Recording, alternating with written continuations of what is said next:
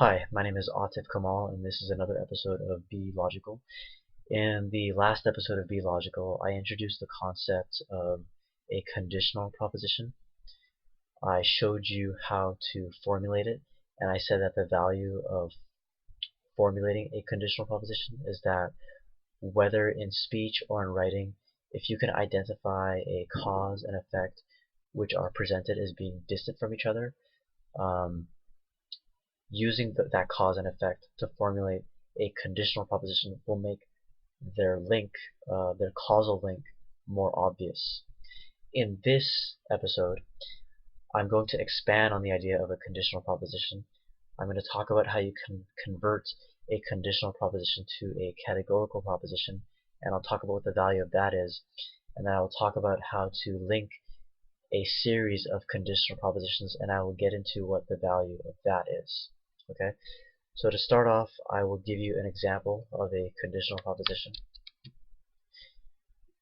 And I'm going to start with showing you how to convert that conditional proposition I'm about to present to you. If a farm runs out of crops, they can't feed the animals. Okay, now think about this. This farm that runs out of crops, any farm that has that identical cause will also have the identical result.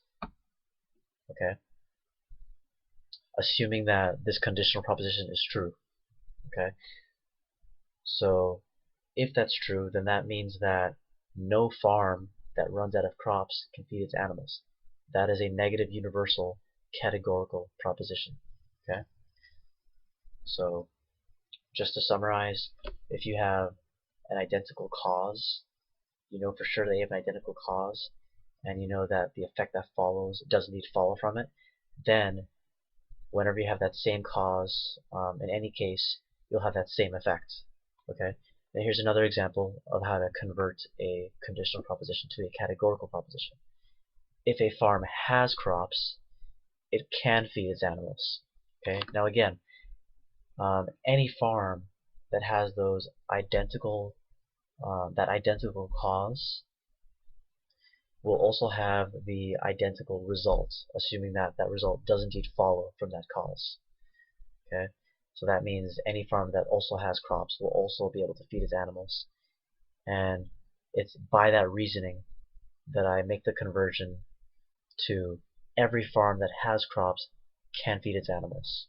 Okay, and we're assuming that if the farm had crops, the animals would want to eat those crops. They wouldn't want to starve instead of eating those crops. Okay. Alright, so that's some examples of how to convert conditional propositions to a categorical proposition. Oh, and the categorical proposition, every farm that has crops can feed its animals, is a positive universal categorical proposition. Okay. Now I'm going to move on to how to link a series of conditional propositions. I'm going to expand on the last example that I just used, or rather the first example that I just used. If a farm runs out of crops, they can't feed their animals. If they can't feed their animals, the animals won't survive.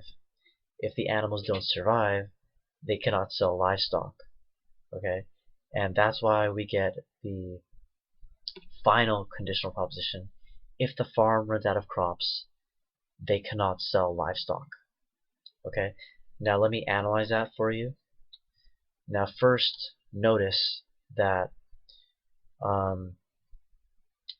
every conditional proposition that follows, whatever the cause is for the next conditional proposition, will be the effect of the conditional proposition that came right before it. So for example, if a farm runs out of crops, they can't feed their animals. If they can't feed their animals, the animals won't survive. So if they can't feed their animals is the effect of the first proposition, but the cause of the conditional proposition which comes right after it. Okay? Now, assuming that these three conditional propositions are all accurate, then you can also make that link of if the farm runs out of crops, they cannot sell livestock. And that final conditional proposition that we have, it consists of the cause of the first conditional proposition and the effect of the very last conditional proposition. And if you were to look at just that final conditional proposition, the link between the two wouldn't be quite as obvious as if you actually did those three linking conditional propositions. And what I would say the value is of linking those conditional propositions is, number one, making the connection between the first cause, or rather the cause of the first conditional proposition with the effect of the last conditional proposition, and also by linking those conditional propositions, it makes it clear to you that you actually can connect that first cause and that last effect. Okay. Now, using that information, using those examples that I just gave you, I'm going to apply it to an article pertaining to a nanny who committed a stabbing. Alright, so the title of this article is NYC Nanny Stabbing, When is a Child Too Young to Remember Trauma? I got this article from yahoo.com, and it's by Susan Donaldson James of ABC News. Now, the gist of this article is that Nessie Krim, a 3-year-old, is coming back from a swimming lesson with her mother, and when they enter their house, they find that Nessie's siblings had their throats slit, and they were just lying dead in a tub. And this was done by Jocelyn Ortega, and she also had cut her own throat and slit her wrists. And basically, the main topic of this article is whether a child as young as 3 years old would be traumatized, given that they would probably not be able to make much sense of this situation. Now, I don't want to focus too much on that. There's only one small part that I want to focus on, and in the article it's about 13 lines down. I'll start off right now. Okay. So the easier part to address is that the mother will have a huge traumatic reaction to this, and it will likely change the interaction with the 3-year-old. You can't fault the mom for anything, but depressed moms are less engaged with their children. Okay, so the first conditional proposition that I formulate is, if a mother has a huge traumatic reaction, she will be depressed. Okay, now the reason why I formulated that conditional proposition is because I'm not necessarily convinced that a person who is traumatized is also depressed. Okay, so by leaving it in a conditional proposition as I did, I'm leaving it open to consideration about whether a person who is traumatized is also depressed.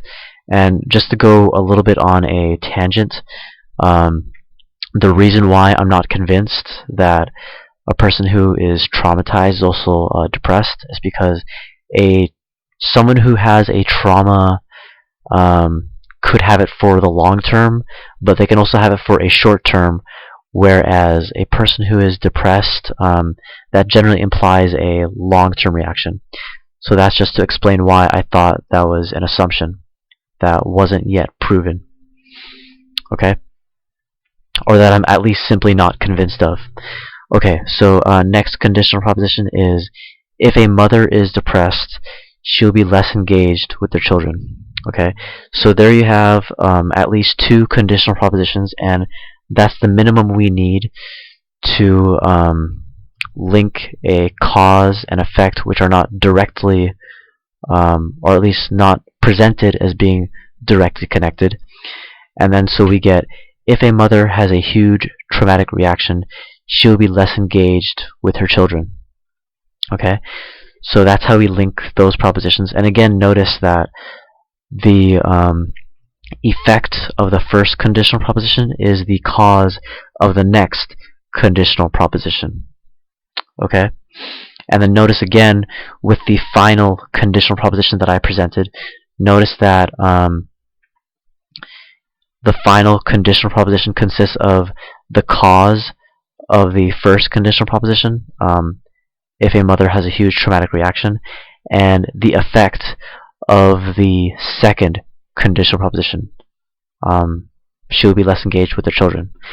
Okay, now using that final conditional proposition that I formulated, I'm going to convert it to a categorical proposition. And this is what I get. Every mother who has a huge traumatic reaction is less engaged with their children. Now, the advantage of converting that conditional proposition to the categorical proposition just mentioned is that, at least for me, it might differ depending on who you are or depending on the conditional proposition at the time. It makes it clear about how that proposition can be refuted. So how would you refute the now converted proposition, every mother who has a huge traumatic reaction is less engaged with their children? Well, the categorical proposition that would have to be true would be some mothers who have a huge traumatic reaction are not less engaged with their children. In other words, you would have to find at least one mother who has a huge traumatic reaction that is not less engaged with their children. Okay, and again, I just want to restate that I think converting, in this case at least, converting a conditional proposition to a categorical proposition makes it more clear about how the categorical proposition can be refuted. And if it's clear about how the categorical proposition can be refuted, then it will also be clear about how the conditional proposition, which was converted, can be refuted as well. Okay, and that concludes this episode of Be Logical. And thank you. And please let me know if you have any comments about how I could either make these concepts easier to understand or more substantive for you. Okay, alright, thank you. Bye.